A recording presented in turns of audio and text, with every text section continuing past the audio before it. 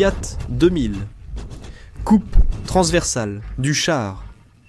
On peut dire que le développement technologique le plus important de la Première Guerre mondiale fut la création du char, qui roula inexorablement à travers le No Man's Land, changeant à jamais la nature de la guerre. Les chars conçus par les Britanniques, les Français et les Allemands sont les plus connus et sont à la base des véhicules blindés modernes. Mais d'autres nations, souvent négligées, ont également contribué au développement des chars. Pour tenter de gagner un avantage sur le champ de bataille, l'Italie entreprit de développer son propre char, donnant naissance au Fiat 2000, une innovation oubliée de la Grande Guerre. Origine.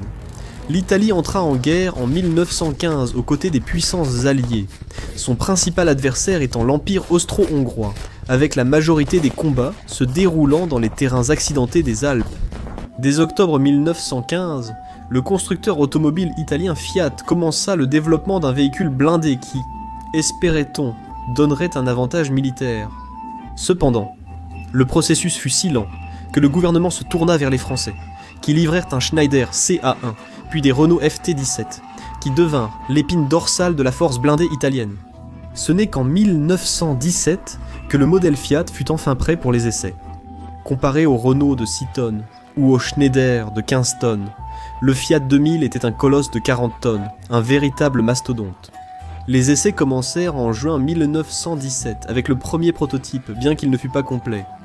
La mécanique de la coque principale était en place, mais la superstructure était constituée d'une maquette en bois, car les pièces métalliques réelles n'étaient pas encore terminées.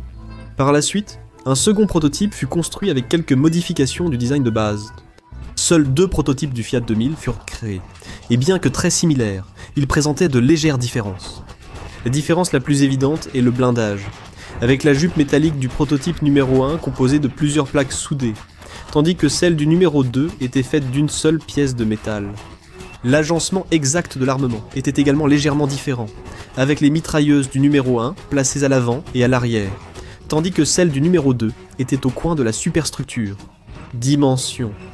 Le Fiat 2000 était un véhicule immense, l'un des plus grands produits pendant la Première Guerre mondiale.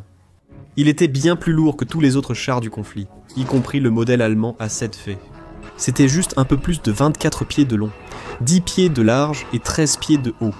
Sa structure anguleuse faisait ressembler le char à un blockhouse, et de nombreuses sources de l'époque le qualifient de fort mobile. Armement.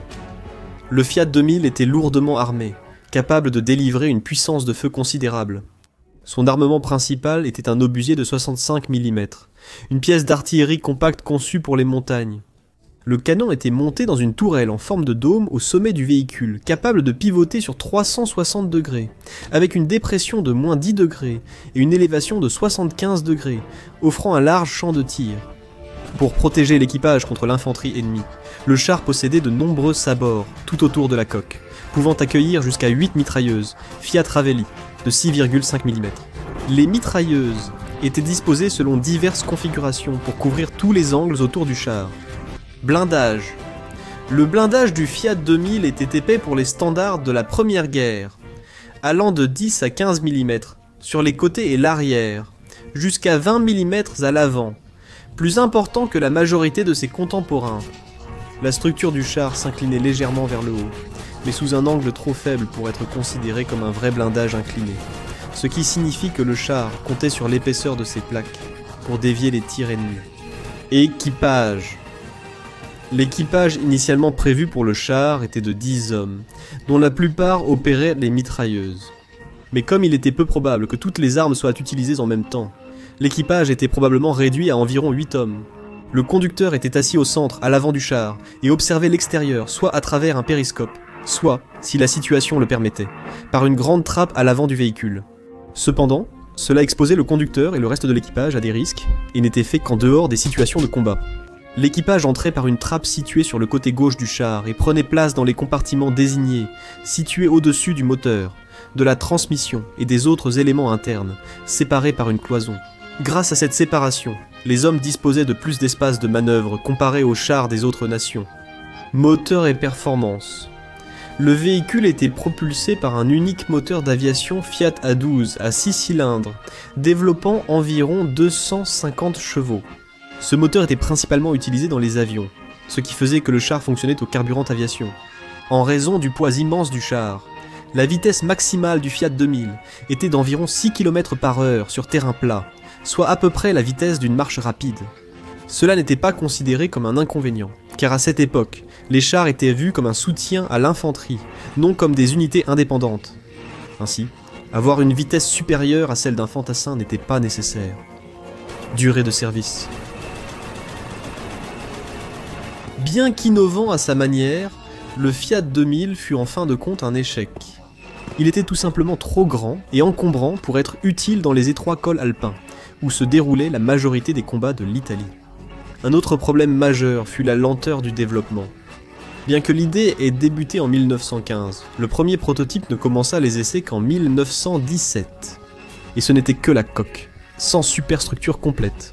Le second véhicule resta inachevé jusqu'en février 1918. Le programme fut annulé le 4 novembre 1918, quelques jours avant la fin des hostilités.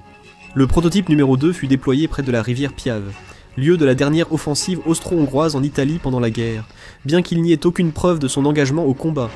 Il servit probablement aux essais. Après la guerre, aucun autre prototype du Fiat 2000 ne fut construit, bien qu'il ait connu quelques combats.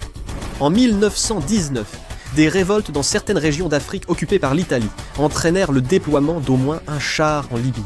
Les sources ne précisent pas si les deux prototypes furent envoyés ou seulement le numéro 2. Quoi qu'il en soit, un ou les deux chars prirent part à une opération visant à reprendre la ville de Djaraboub, bien que leur rôle précis dans cette campagne reste un mystère. Malgré cela, le dictateur libyen Mouammar Kadhafi fit figurer le Fiat 2000 sur une série de timbres, dont un commémorant une bataille de 1913, bien avant l'existence du Fiat 2000, voire même du concept de char. Le sort final des deux prototypes est également sujet à débat et spéculation parmi les historiens. La dernière photo connue du prototype numéro 1 date de 1924. Un inventaire de véhicules et d'équipements, réalisé en 1925 et 1926, ne recense qu'un seul char. On sait que le prototype numéro 2 existait encore dans les années 1930, ce qui laisse penser que son jumeau avait été mis à la casse, bien que cela ne soit pas confirmé. Aussi tard qu'en 1934, le prototype numéro 2 fut modifié, les mitrailleuses avant étant remplacées par des canons de 37 mm. Il fut utilisé pour l'entraînement, ainsi que pour la propagande, bien que son sort final reste inconnu. Peu de temps après cette modification, le dernier Fiat 2000 disparut des archives et de l'histoire, probablement mis à la casse. Lorsque la Seconde Guerre mondiale éclata, il avait disparu sans laisser de traces. Bien qu'il ne fût que la première tentative italienne de concevoir un char, il fut assez innovant à sa manière, incluant des caractéristiques retrouvées dans les chars modernes, comme une tourelle rotative. Mais il s'avéra finalement inadapté au combat, et fut largement dépassé par les autres modèles. Le char italien suivant fut le Fiat 3000, basé sur le Renault FT français. À sa création, la conception des chars n'en était qu'à ses balbutiements, et le Fiat 2000 fut une tentative créative de construire un véhicule efficace à partir de zéro, une expérimentation qui illustrait les douleurs de croissance d'un nouveau type de guerre, qui finirait par dominer les champs de bataille du monde entier. En 2017, des travaux commencèrent pour créer une réplique grandeur nature après qu'un modèle en bois à l'échelle 1/5 ait été découvert et acheté par un groupe italien de restauration de véhicules militaires, SPA Militar. Grâce à un financement participatif, le groupe parvint à construire une réplique entièrement fonctionnelle de l'original, terminée en 2020. Elle est désormais exposée au Museo Civico della Forze Armate 1914-1945 à Vicence, en Italie. En plus d'être une pièce de musée, le char était également destiné à être commercialisé, utilisé dans des films, des locations ou d'autres expositions, ce qui permettra de financer la restauration et la reconstitution d'autres chars et véhicules historiques italiens.